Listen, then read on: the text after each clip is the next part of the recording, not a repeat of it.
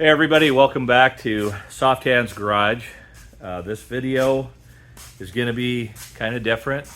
I've had a lot of stuff going on, just one thing after another, and I've taken some video just going to show you some little pieces of things that I've been working on this summer. I haven't spent it all obviously in my shop because, well, I've got snippets of the thermometer in the shop. Will explain it. You'll understand. At this point, in fact, what are we at? We're at 107 degrees in the shop, and it's about 9:30 in the morning. So I think you get it, right? You're gonna get it because you're gonna see several snippets of that throughout this video. Anyway, we got some things done with the truck because I needed to. Second vehicle in the fleet with air conditioning, and yeah, the T-Bird is a filthy pig and definitely needs a bath, but it wouldn't work. You would spray water on it right now, it would sizzle on the top of the car. So there's no point in it. It's just gonna sit with some dirt on it until, you know, it gets to being reasonable, the kind of thing to do out in the outdoors here. So you probably heard about the records in Arizona. Yeah, we feel it, definitely do. So anyways, enjoy the video. Kind of do a wrap up, tell you where we're at, what we're doing next at the end of it. So you got to watch the whole thing. We'll see you at the end.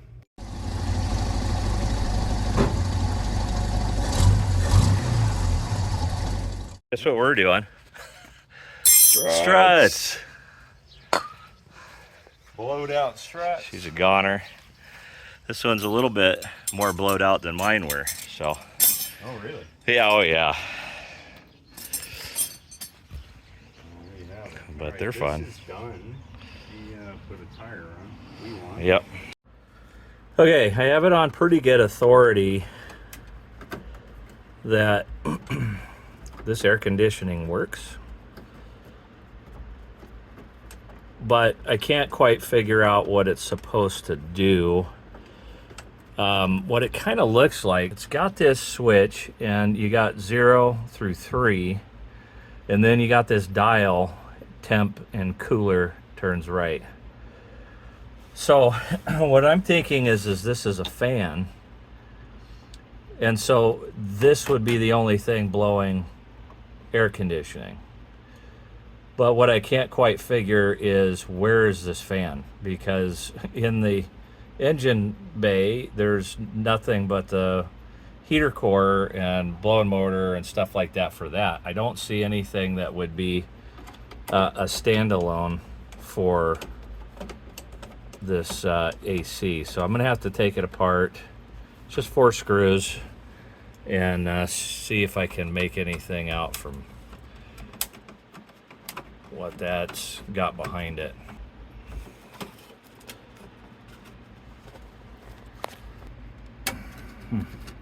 It's hanging it up. I don't know what to...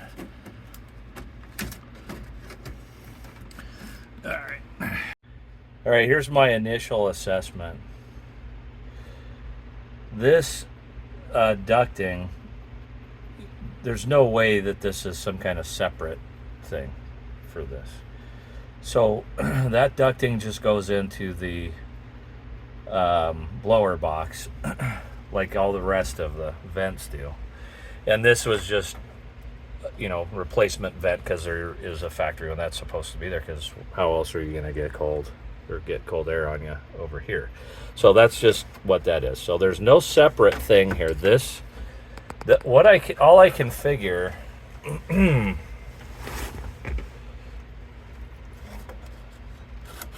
is that this 0, 1, 2, and 3, it would be like today you have AC and then you have max AC. And I'm thinking this has, you know, an extra one. So you have no AC, and then you have 2 or 3 levels of AC. And then, but then you have colder. I don't know. This is weird, but it has to be. There's no way that this is some separate fan somewhere, some separate blower. This has definitely got to be. I can't see it. I haven't been able to get where I can see the duct all the way back in there or anything, but there's no room for it. There's no place for it in the firewall. It's not underneath there. All there is underneath the dash is the the heater box and stuff, or the whatever you call the stupid box thing down here. And so that's that part of it. The other part of it is it's not blowing, and I didn't notice this before. I wasn't really trying it out yet, but it doesn't blow out the vents at all. It blows out the bottom, and when I turn defrost on, that works. So there's some kind of an actuator, under here somewhere that is switching it from floor to vent that I'm missing. Now, if all I got out of this deal right now was that the AC worked and I only got it on my feet, I'd be fine with that at the moment. But there's got to be some kind of a access panel to get to it doesn't have to be an access panel. You could have to take the whole thing apart, I guess. But anyway, there's some kind of an actuator. All that's plastic under there, even for 77. It's all plastic, and so it's probably just broke the actuator door, and so all it's given me is the floor. Anyways, my point is I'm going then back to, I'm going to try and figure out just, if anything's working, getting power to the AC, the compressor, and that kind of thing, and see if I can figure out that kind of stuff. So I'm beyond the self-contained unit question, and think I have it pretty well worked out as far as what it's supposed to be doing here. All right, don't judge me. I don't have a jumper wire long enough to go from the battery over to the compressor. So what I have is this battery eliminator Heath kit deal from the 50s. And you can set your voltage up and your DC amperage and things it shows you and all that kind of stuff. So anyways, this is what I have. So this is what I'm using. It takes a second to build up, but it's fine. It is where it is. It's fine. He adjusted with his dial. Oop, I'm a little higher than I want to. So I'm in there around, just short of 12, probably 11, just to not overjuice something.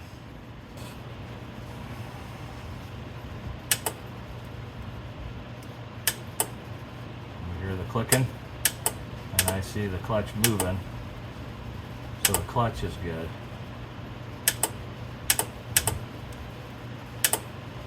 So we're good with that. Now what do you do? I guess what I've got to do is probably turn the juice on. Turn those switches. I'll just max them out. I don't know what they're supposed to do. So I'm just going to max them out and then check for 12 here or whatever comes out of there. Just see if that's going. All right, she's cranking. See if I can find us a decent enough ground somewhere. What do they do with the wire? I guess I gotta turn this on. Set it to voltage.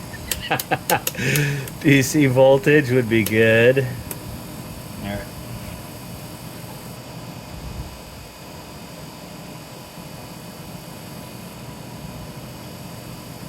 Anything? Get better ground. Oh, here's the frame. Yeah, but the frame would do it. Ah, dirty, rotten so-and-so. Is that it? Yeah, nothing, really. What does it need? Less than a volt, no matter where I go. That doesn't seem like the right thing. I mean, if it was getting a bad contact in here, I think I wouldn't be getting the consistent low volt. What am I supposed to be getting here? Anybody know? I don't know what I'm supposed to be getting. I would think 12 though, because it's the only stinking wire to the whole compressor. Yeah, I don't know. It doesn't seem to be quite what we need.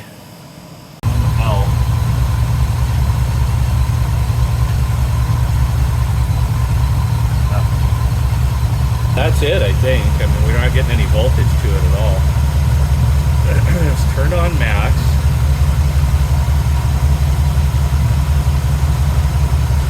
It's got to come on. All right, now don't go away. We're going to have more AC stuff intermixed here. So just keep watching for the AC. We have a resolution. We get some cool air in it, but you got to hang in there. Now we're going to see what that swamp cooler can do. 110. We're not on yet, so give her a few minutes and see what it gets to. Look at that. Been running for about 20 minutes and it's already down to a cool 106. All right, I think we're pretty close to peaked here with the coolness. That is a hair over 100 degrees. That's not 101. Just a hair, like 100.5. Okay, so for a frame of reference, 111 degrees outside.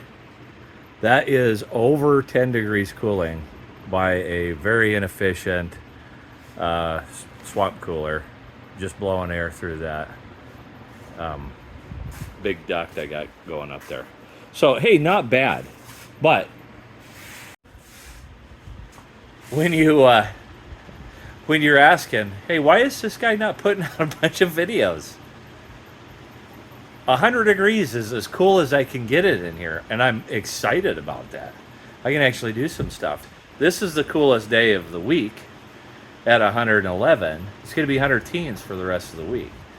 So it's going to be over 100 degrees. I have to do some stuff here. I'm doing get my son's stuff, a bunch of tools and junk together to get over to his condo and do some things, but I'm not out in the shop much other than to do stuff like that and kind of dink with a few things. But that's why it's going to be a while. I'm going to compile as much video as I can and make it worth putting something out, but it's going to take a while. There's probably going to be some household stuff in here, whether you like it or not. I'm going to put a little bit of the stuff we're doing with the condo maybe, and with the stuff in the house. So it is what it is. All right, I got to get on house stuff, okay? I'm just saying, been great doing the stuff out here, but, you know, it's time to get some things done in the house. So this is the next project I got, and this makes no sense, just pieces of Swiss cheese, 2x2. But what it is, I'm building a rack system with this old conduit I had laying around. Been using it for one thing or another. I got a bunch of it too. This was just a couple of pieces I was using when I built a scaffold. But, you know, it's just 1/2 inch. But, you know, it was cheap. I got it like, I don't know, I want to say I got it for like $3 a stick at the time on sale or something. So I was like, yeah, I'll use this stuff. And I've used it. It's kind of like duct tape, baling wire, conduit, 1/2 inch conduit. I don't know if you've ever seen these or used these spade bits, chisel bits, whatever, the Diablo Speedy Mon bits with the speed tip for less effort and faster holes, it says. I don't know if you can make that out, but that's a screw on the dang thing. That's not a blade.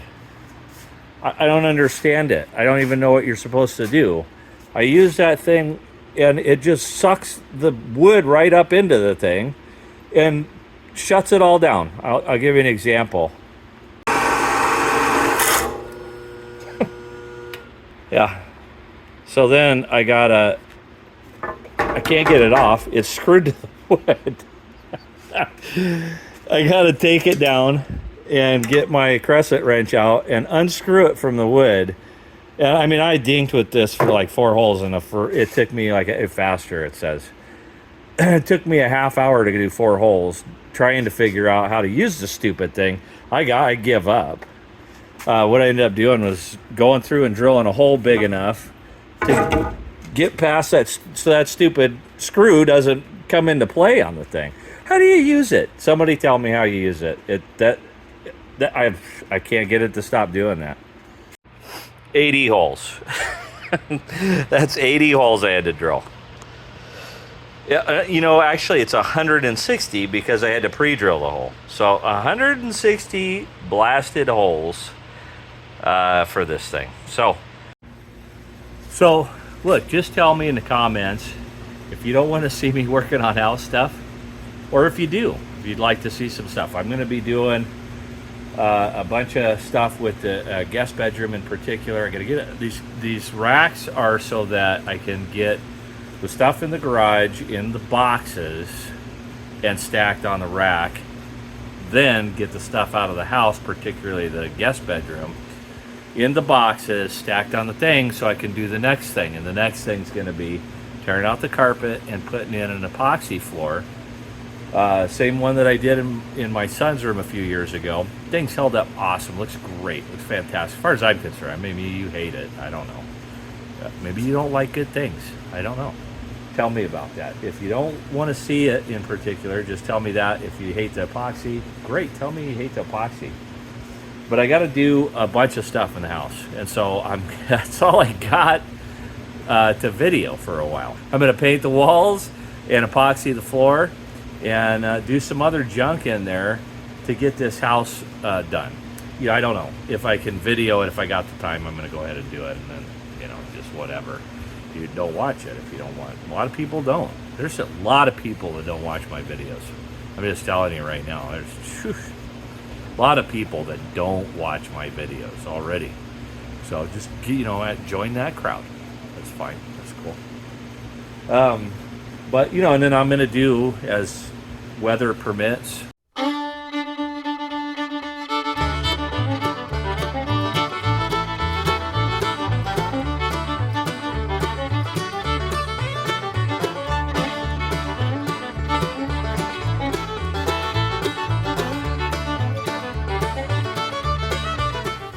So the thing is, these rack systems, you can find some.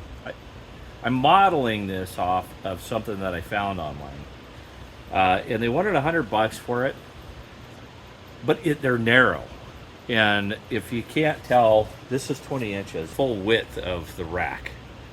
Okay, it's 20 inches. I appreciated it. I liked it. I liked how they were doing it, and what it is it's saving material costs. But the thing is they got this rack, and it's narrow to put the boxes on, but then you have to bolt them to the wall. So they saved on material costs making them narrow, but you got to bolt them to the wall. Why don't I have the wall space for one thing?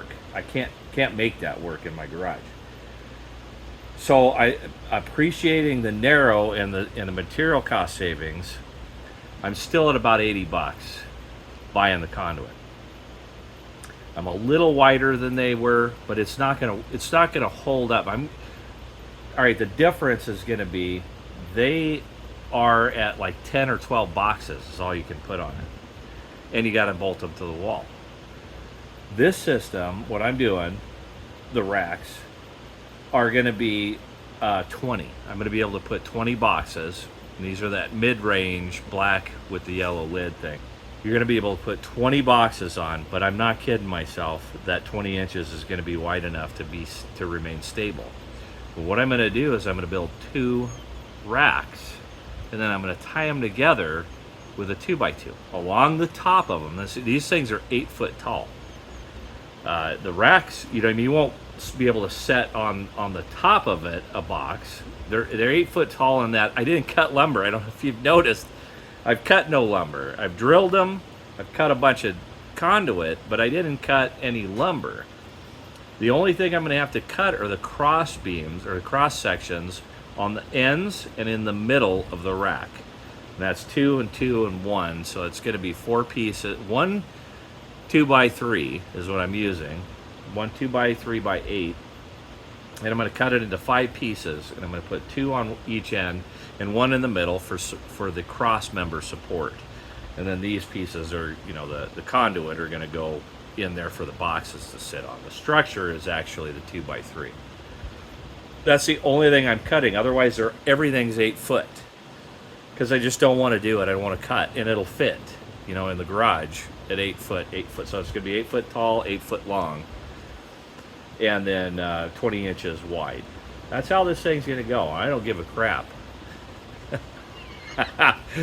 I don't care. I think it's gonna work. I think it's gonna be pretty awesome. You know, there's some stuff on YouTube you can get it and make the stuff, and there's some stuff you can't. Well, this is going to be on YouTube, and you can try it. See if it works. I'll tell you if it works first of all, and then if it works for you, do it. You know, that's the way YouTube is, and it's awesome kind of for that stuff. There's a lot of stuff I wouldn't have been able to do already if it wasn't for having people like you guys doing your stuff, the stuff you're good at, and showing me. And then I'm just showing you the stuff. You know, I can duplicate a lot of it and put it on my YouTube because I have a different application maybe than you do. Well, this is the same thing. So I got this thing's kind of it doesn't exist. I'm making it up in my brain. I'm not an engineer. It's just like I'm not a mechanic. I just do the things because I need them done and hope that they work. And then I'll show you if they do or they don't. Don't do it the way I did it if it doesn't work. But simple. It's logic, right? All right. You're still here? All right, so you kind of get the idea what I'm trying to do here. These are going to be the shelves, basically, with the cut conduit. And I'm just laying the thing out and doing the thing with the nail gun. And then put some supports in. It's really pretty easy, pretty basic.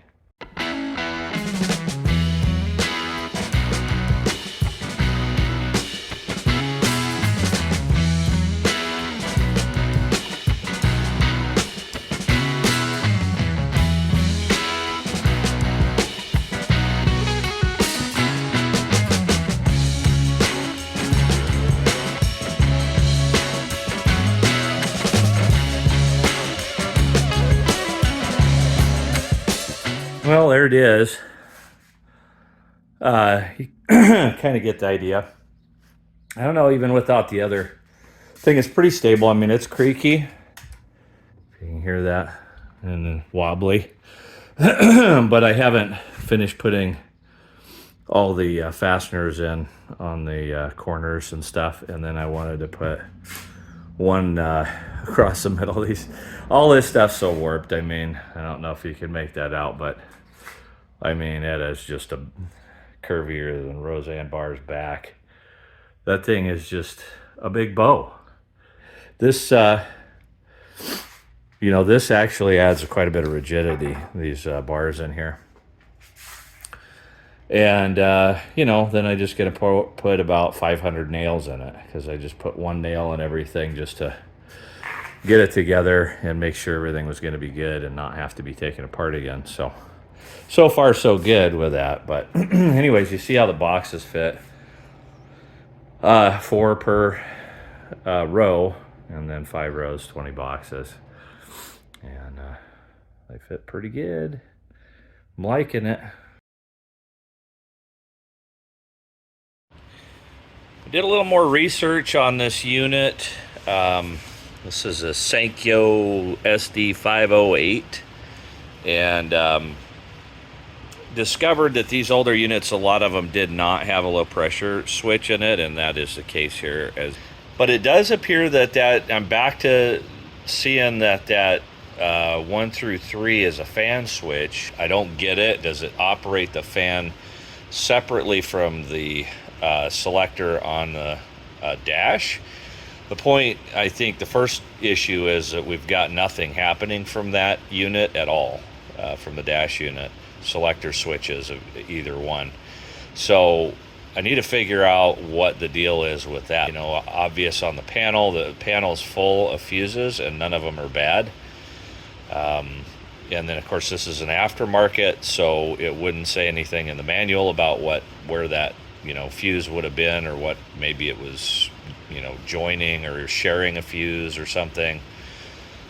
But probably not. There's some kind of an inline fuse maybe, or a breaker somewhere in the thing. All right, so the first thing that I found was this blue wire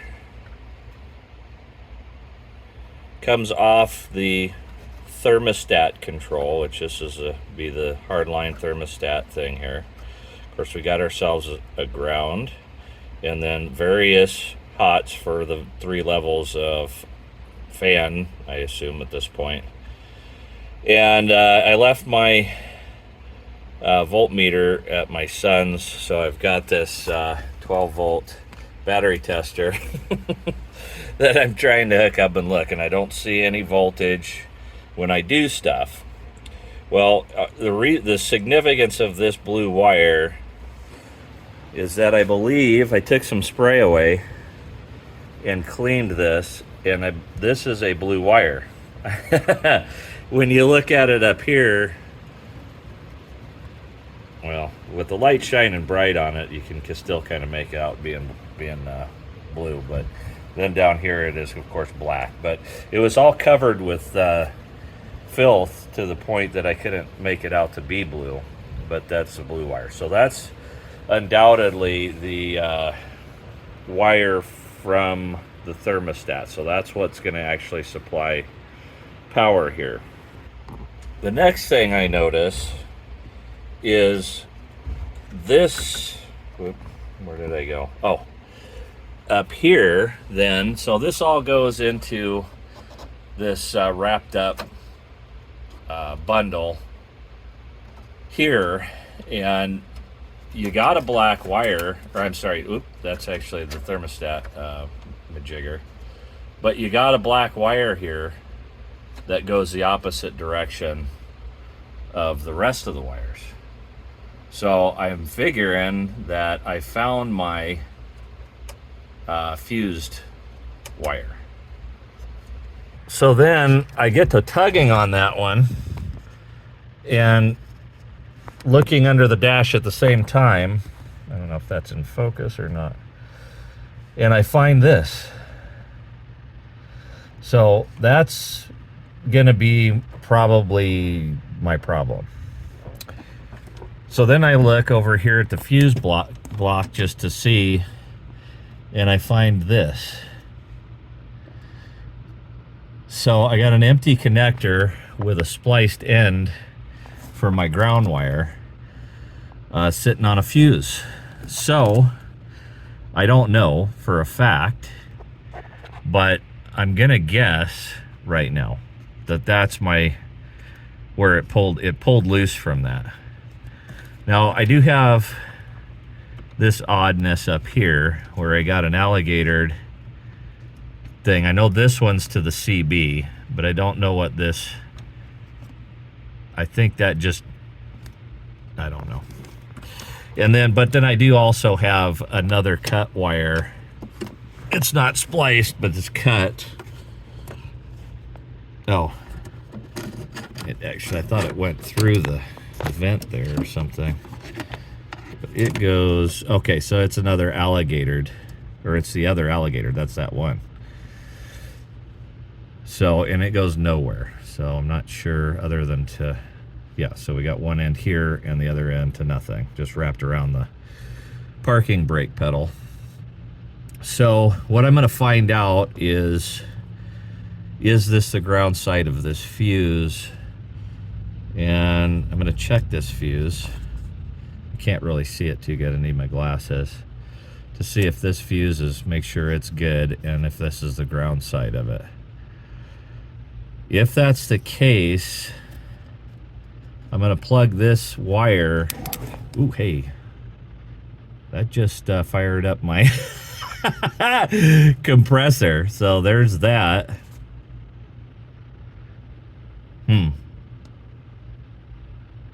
Interesting. All right, so I did verify that is the ground side up there. And what I did, I just hooked this jumper wire on for now. If this ends up being the issue, obviously, I'm going to put a new connector on that, and we'll see how she goes. But here's our test. I just shut everything off, and I'm gonna fire up the truck. I don't know if that's enough space. Ventilation, yeah, that's fine. I'm sure it's fine. And we're gonna fire it up. Nice. Okay. Uh-huh. That is its own vent, or... Oh, except that's blowing out there. That's weird. All right. Well, here we go. Uh-huh. I heard the clutch kick in.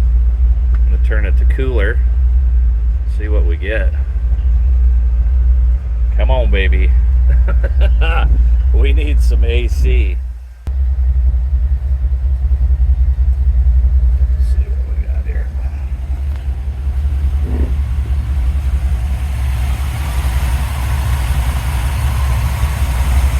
Whereas I know that's engaged, I can't really tell for sure.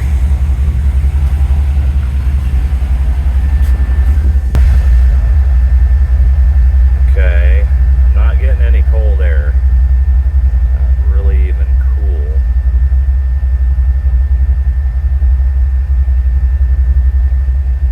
It's maxed.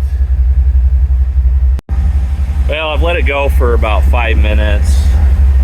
It's not getting cool, but the clutch is definitely engaging. So we got a working AC unit that's probably apparently low on refrigerant, and that's not a problem. Interestingly enough, these 508s I'm reading, they can take the R 1, 2, 3, 4, 5, 6, 7, 8, 12.32. So that's available. It's been recommended that you flush it because it probably has R12. I know Pop had R12. He bought it, a bunch of it, when they were getting rid of it. So I'm sure the last time it had anything in it, if he did it, it would have had R12 in it. And so I don't want to, you don't, I guess, want to mix those even. It's apparently out. But I'll go ahead and flush it. There's a flush kit online for $30 or something. And then I'll get some .com stuff and put that in there and see how she goes. I mean, it may need a seal kit, which, that sounds like a lot of fun. Not really, but worth it for sure. Although, honestly, too, it's not like this is the most expensive compressor in the world. I can get this off of eBay, a refurbished one, for under $100. I mean, honestly, well, of course, you got to refill it with refrigerant and stuff, so you're gonna get up over there a little bit, but so it's worth giving this a try, and then maybe thinking on the seal kit if it needs one, if it leaks right out of it. But I mean, it's fully functional. It's not an issue with that. It's just not got any coolant in it. So awesome, looks good. I might be able to run this thing here pretty soon in the summer heat, which is getting excessive. Okay, got my new end crimped on, and pretty much it. I'm gonna button up the panel here, get my ducting back on the vent, and we're done until we get it charged. This is what I'm doing here at the boys' condo. You make this out. You've probably seen this a lot in old Walmarts and grocery stores. Wall to wall, the entire apartment or condo, whatever, is of that ilk. Kitchen, dining, everywhere. And obviously what we're working on is putting in this vinyl plank flooring. And we got one room done. And this will be his roommate's room. So yeah, we got a ways to go, but I think it looks really good. This stuff's so easy to work with. There's a lot of labor in it, and bruised knees, and a guy with a bad back and all that doing it. But just as far as the process goes, this stuff, I've put in laminate floor before, and it's totally inflexible, and I broke tongues and grooves all over the place. And this stuff's so flexible, it's so easy to work with, and it makes it where it comes out perfect, or you're an idiot. It's basically the rule. You're a moron or it's perfect. I mean, look at these. There's no groove. These joints are just like there isn't a joint. So nice. I got to rent a electric nail gun because I don't have I don't have the small compressors in Texas. Obviously, I ain't dragging my big one out here. So, and I'm not paying $200 for a brad nailer. So I'm gonna, when we're done, we're gonna rent the brad nailer and put these baseboards on. I'm only going as far as the end of this hallway, not even the foyer, just the end of the hallway here, because we got this other thing under construction here. There was some work that was done. HOA is responsible for that, so they got to finish all that before we can do the floor in here. So yeah, it's going to take probably a month or something before we get all the floor done, but I think it looks good. We bought got all the furniture. All this furniture's, that's used couch, but all this stuff's, cheap Amazon stuff that hopefully works out. They actually left this table, the previous owner, so that's a nice table and chairs and stuff. But hey, for a guy's first place that he owns, I mean, this is pretty nice. I didn't put that floor in, that's tile. Pretty nice place, honestly. So anyway, we're furnishing and doing floors is what I'm doing for a while. All right, you guys tell me what I'm doing wrong with this. This, it was red a second ago. This is hot. It works, cigarette lighter. But when I go to plug in a charger, no bueno. Why? Same thing in the T-Bird. Actually burned up a couple of these in the T-Bird trying to use them. What's the deal with that? I don't get it. Do I got to replace that with some other kind of thing, a jigger? I don't know. She's pert near peg now. What is that? 116 inside. Yeesh. Got her down to 106, which is a 10-degree swing. And that's about what I get. So 116 gets to 106 with this. I don't want to hear any complaints about the cold. That's the best I can do in the summer here, so yikes. All right, well, I got my charging system set up. Got my can R12 here. Just twist the cap thingy on, and I backed the needle all the way up so that I could snug it down real good. And I got the filler hooked up to the low pressure side, and you can tell the low pressure size because of the way that it is and the fact that it has a little bit more girth to it. So higher pressure, lower or smaller tube, and lower pressure with the larger tube. And so you always charge from the low pressure side. And then I did identify on here on the dryer there's a sight glass, so we'll be able to see it as it fills up. If this is the way, the right thing here, I should be able to puncture the can. Nothing's leaking. Okay, once the can's punctured, you back the valve off, or open it essentially, and then I went ahead and cleared the air out of the line, so it's ready. Make sure.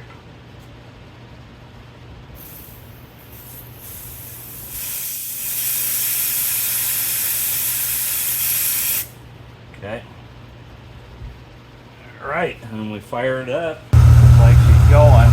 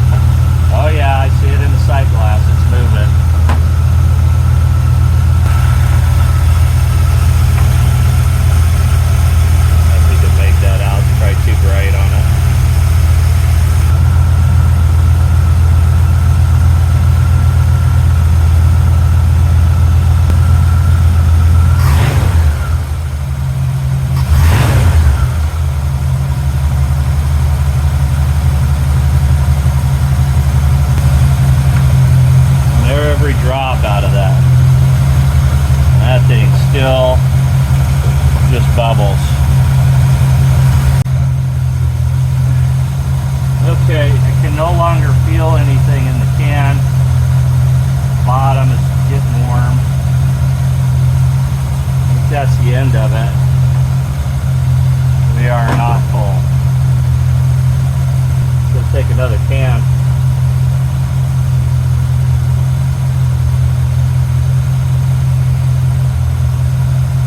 All right, that's all she's got. Okay, that other can was completely empty. No issues with that. Took the valve out of it. The sucky part about opening the second can is there's no way it's going to use all of it. And oh man, that sucker got hot. Woo, that's hot. So there's no way I'm going to use this entire second can. And what you got to do to keep it is just leave the valve in it and turn it off. But it's just got a little seal that pushes against the can. It's not going to last. So it's just using this entire can, and it's probably not even going to take half the can. But it ain't cold enough. Not by a long shot.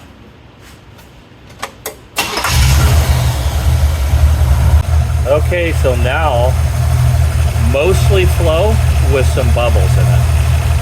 We are real close, and the temperature is bearing that out. It's nice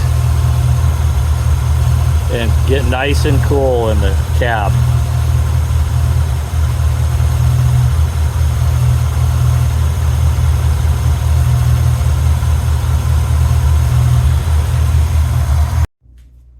Yeah, I know. It was a little disjointed, kind of weird, but it's what I've been doing. So I just figured I'd throw some out there, kind of fill it in a little bit so you get an idea.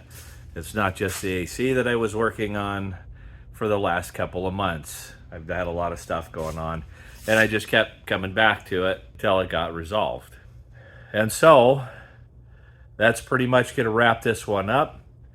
I got to go back to the boys' condo and do some more floor work and put some more furniture together, things like that. And I'm going to be working in the house, as I mentioned earlier in the video.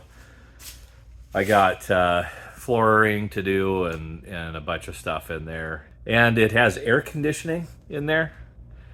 Yeah, that's where I'm spending most of my time.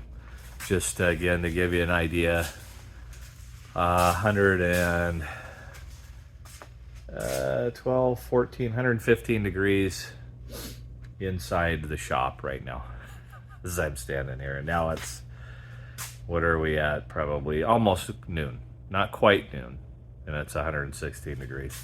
So, you know, very little that I'm going to be able to do in here until this heat wave is over with, which, you know, maybe next week, maybe a week from now. It's still going to be July, August in Arizona, so it's not going to be cool in here. Try and get some vehicle stuff in there here and there. Maybe wash on the T-Bird. Maybe that'll be a good video. But we'll keep it going. See you next time.